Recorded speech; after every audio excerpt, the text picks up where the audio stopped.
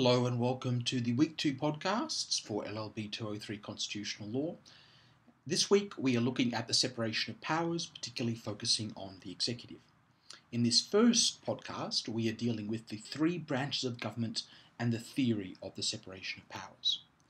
Hopefully by now you have already listened to the opening song, which was Gough by the Whitlams, watched the Welcome podcast and completed the online quiz testing your current affairs knowledge of the figures and institutions relating to the three branches of government.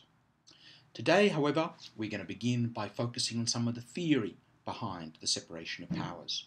And we begin with this quote by Montesquieu, one of the leading philosophers relating to the separation of powers. This quote, in particular, I think, quite nicely encapsulates the rationale behind the doctrine of the separation of powers. Montesquieu wrote, "Political liberty is to be found only where there is no abuse of power. But constant experience shows us that every man invested with power is apt to abuse it, and to carry his authority as far as it will goes.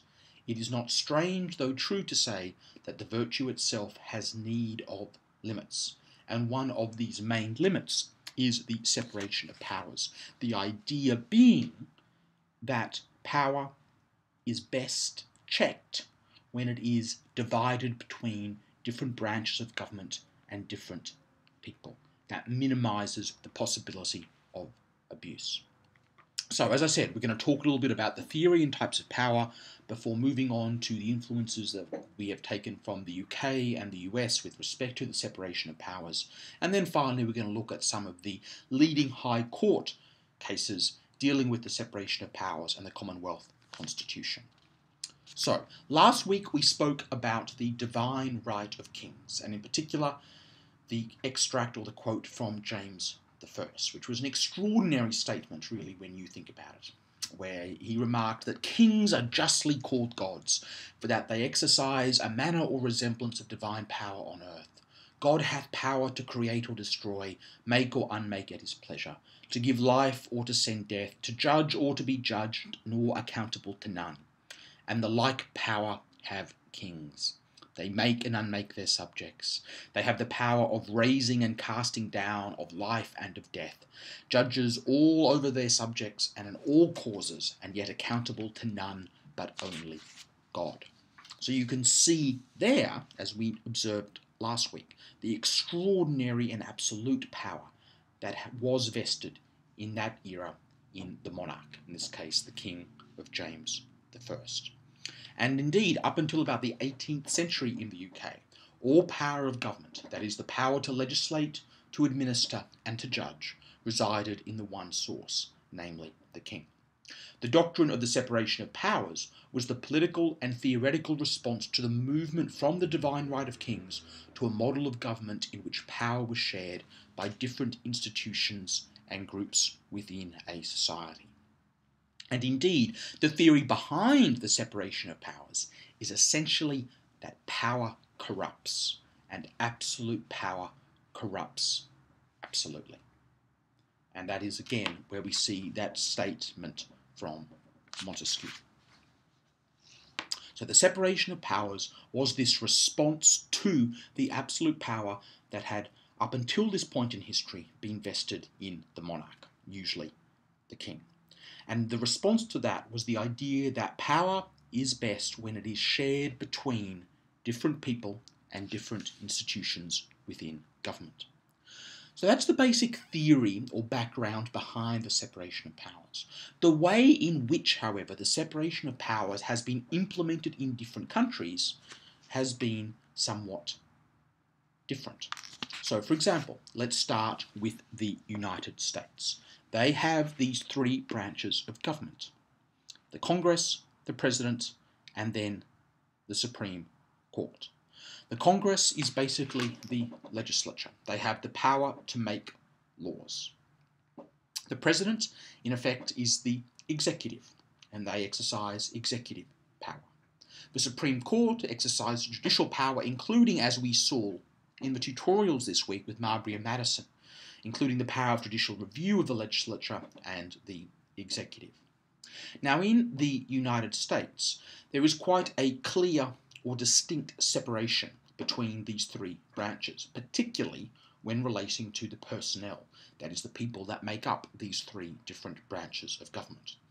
So, for example, in the United States, the Congress, which is their legislature, is made up of their elected representatives. The President, who heads the executive branch of government, is also elected, but elected separately, and the President, and indeed his or her cabinet, cannot be members of Congress. Moving then to the legislature and the Supreme Court, again, the makeup is distinct. There is no overlap. The judges of the Supreme Court are appointed by the President with Senate ratification. Now, the last column on this slide talks about the mechanisms of control, that is, the way in which the other institutions or the other branches of government relate to and have some control over those other branches.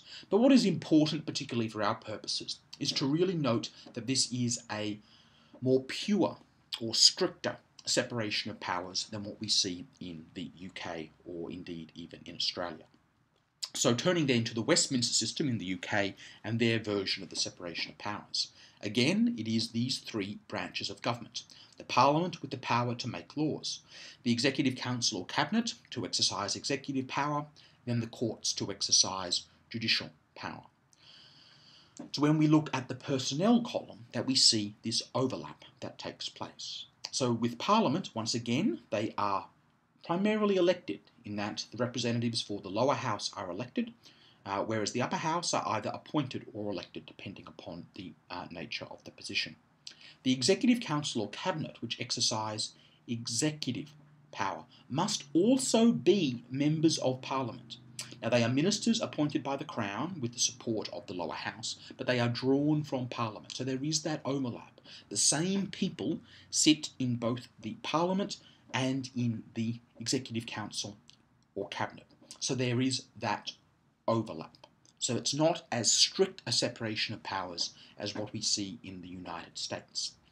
Turning then to the traditional branch or the courts in the Westminster system, those judges are appointed by the executive. And again, the last column there deals with control, the degree to which some of the other branches of government have an exercise of control or scrutiny for the other branches of government. Now, both of these two tables come from an article by Gerard Carney that is included in your reading for this week. So you might be interested in learning a little bit more about the US and the UK version of the separation of powers. Now, as you hopefully have gathered by now, from either general knowledge or from the material last week or from the readings, Australia very much has adopted the Westminster system of government, especially insofar as it relates to the separation of powers. We also have in Australia this overlap between the legislature and the executive. Now, the structure for the separation of powers is indeed embodied in our Constitution.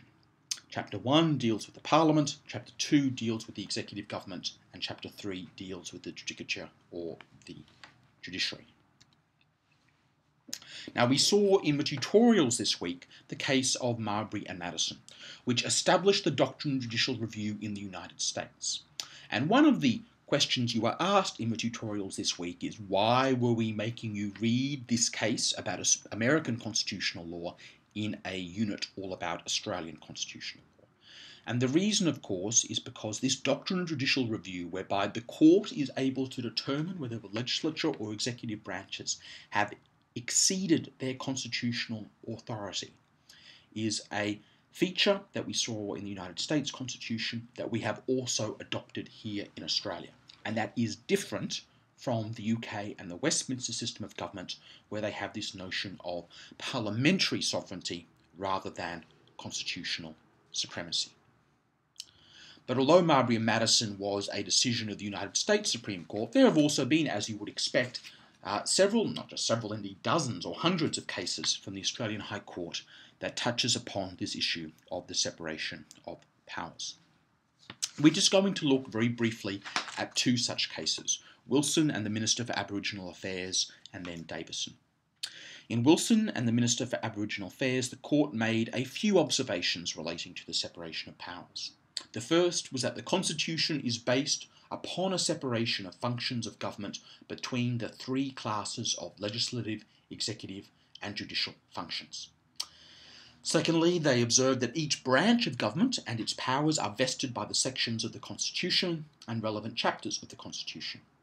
And then thirdly, and importantly, for understanding how our system of government operates, the understanding and character of these powers are to be determined with regard to historical British conceptions. And that is why in your reading for this week, it refers to quite a bit of the history and some of these UK cases relating to the separation of powers, and in particular the operation of the Westminster system of government and the doctrine of responsible government. Turning then to some other facts or observations that were made in Wilson and the Minister for Aboriginal Affairs.